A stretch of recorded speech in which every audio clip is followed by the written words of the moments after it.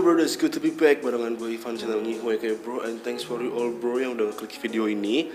Jadi kita mau ngomongin lagi tentang coronavirus atau COVID-19 di Indonesia sendiri, oke?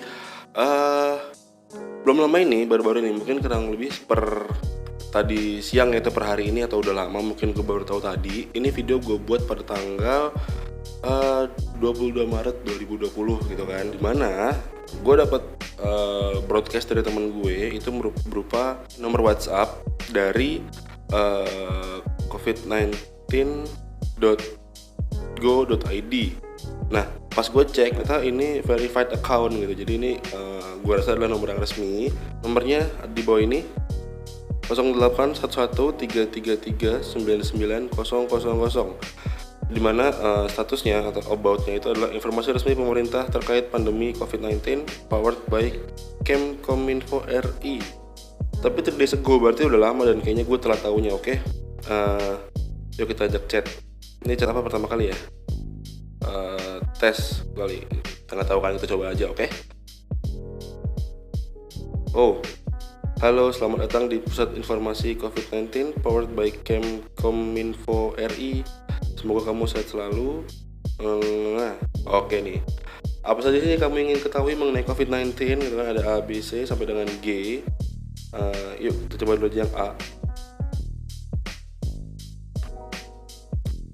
Oke, situasi virus corona COVID-19 per tanggal 21 Maret 2020, berarti di update per kemarin.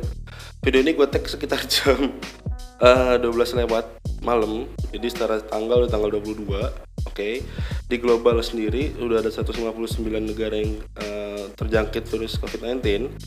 Kasus terkonfirmasi sudah mencapai 244.525. Udah kayak cukup banyak. Bukan cukup banyak sih, malah banyak banget ini. Yang sudah sembuh di dunia sudah mencapai 86.032 orang. Di mana tingkat kematiannya ada di 10.031 orang.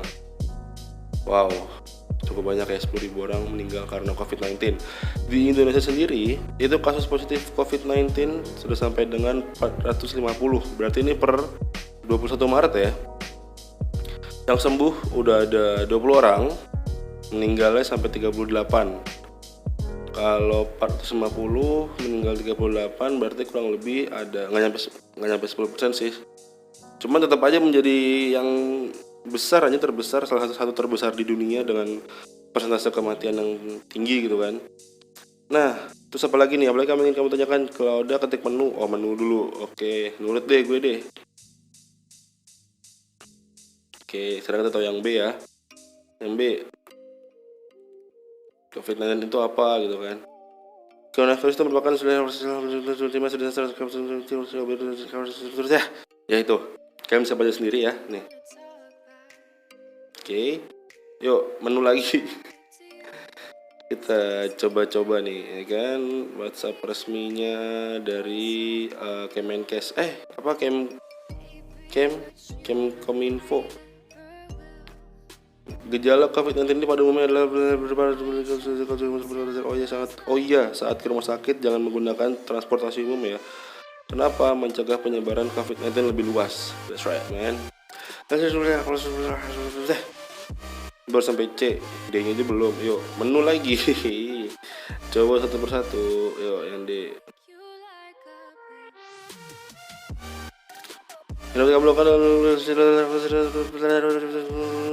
Ini udah sempat gue bahas dan lumayan agak banyak detail di video gue sebelumnya tentang corona, dari corona untuk corona oleh corona, oke? Kalian nanti bisa cek sendiri lagi aja. Yuk, back lagi aja ke menu. F, bis itu F ya. Masker itu perlu nggak sih? Oke, ini yang paling jadi kisruh banget di mana-mana adalah pemakaian masker sebenarnya. Tuh. Sama sih seperti banyak orang bilang, masker itu digunakan hanya untuk orang 3 orang yang perlu pakai masker adalah orang yang sakit. Ini kan orang yang sakit, orang yang tenaga medis, atau orang yang rawan atau berisiko kayak gitu ya kan.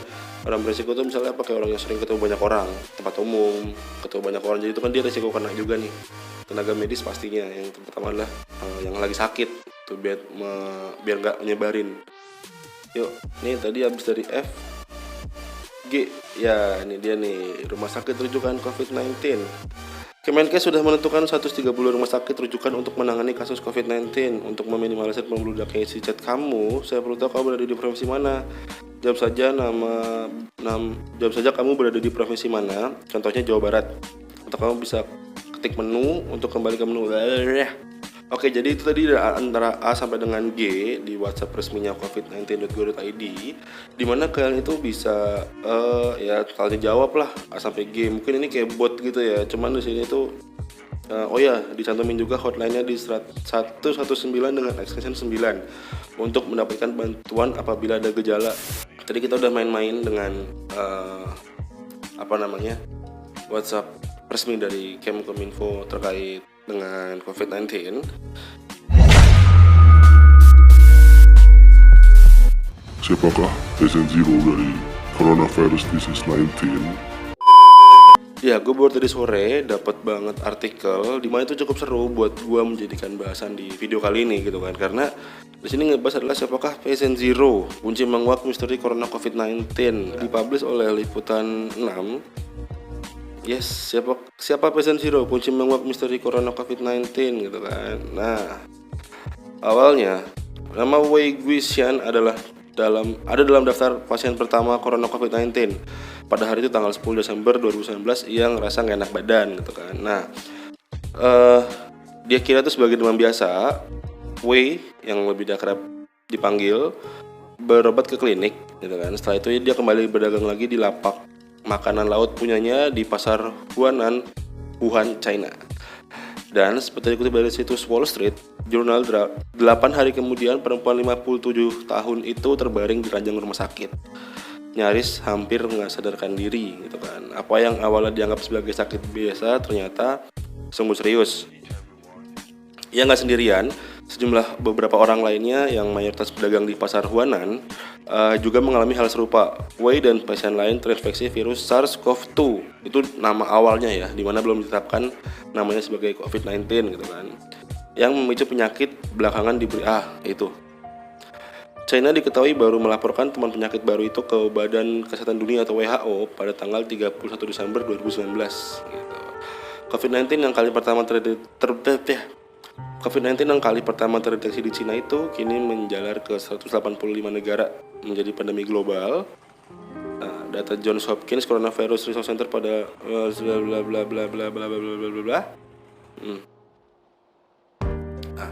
sekarang para ilmuwan di dunia sedang berupaya menemukan vaksin dan obat untuk membendung dampak COVID-19. Dari sistem kesehatan yang kolaps hingga krisis global di depan mata. Yes, itu udah kerasa banget. Bahkan di kerjaan gue sendiri pun udah sampai memberlakukan beberapa kebijakan yang ya cukup bikin pusing banget pokoknya gitu, oke? Dan untuk menguak bagaimana asal mula penyebaran COVID-19 dan bagaimana mengatasinya, penelusuran sedang dilakukan demi menemukan patient zero alias pasien kosong. Astagfirullahalazim. Arti penting dari pasien zero atau pasien nol gitu kan. Kemajuan dalam analisis genetika yang saat ini memungkinkan para ahli melacak asal-usul virus melalui orang-orang yang telah terinfeksi. Dikombinasikan dengan studi epidemiologi, para ilmuwan juga menentukan individu-individu yang bla bla bla bla bla. Jadi gini guys, singkat ceritanya adalah dengan bisa ketemunya pasien zero atau pasien nol ini, itu bisa banget benar-benar dilacak gitu kan, ini orang dari mana sumber virus ini gitu kan. Kenapa virus ini bisa sampai ke orang tersebut, sampai dengan orang tersebut bisa nularin ke orang-orang dan sampai terjadi wabah gitu kan. Nah, dengan berhasil ditemukan pasien zero atau pasien nol, itu bisa banget untuk nemuin dari kapan, sejak kapan dan kenapa wabah ini bisa terjadi gitu. Misalnya nggak mungkin dong suatu virus itu tiba-tiba ada, ya kan. Oke, kita langsung aja. Hasil pelacakan terbaru dari pasien zero atau pasien nol itu adalah yuk kita baca bareng-bareng, oke? Meski dilaporkan sebagai salah satu kasus pertama, Wei Guixian bukanlah pasien zero. Ternyata dia bukan pasien zero.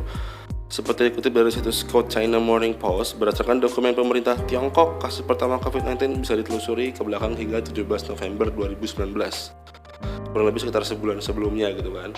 dari nama COVID-19 tersebut ditetapkan oleh WHO gitu kan. Nah, individu berusia 55 tahun asal provinsi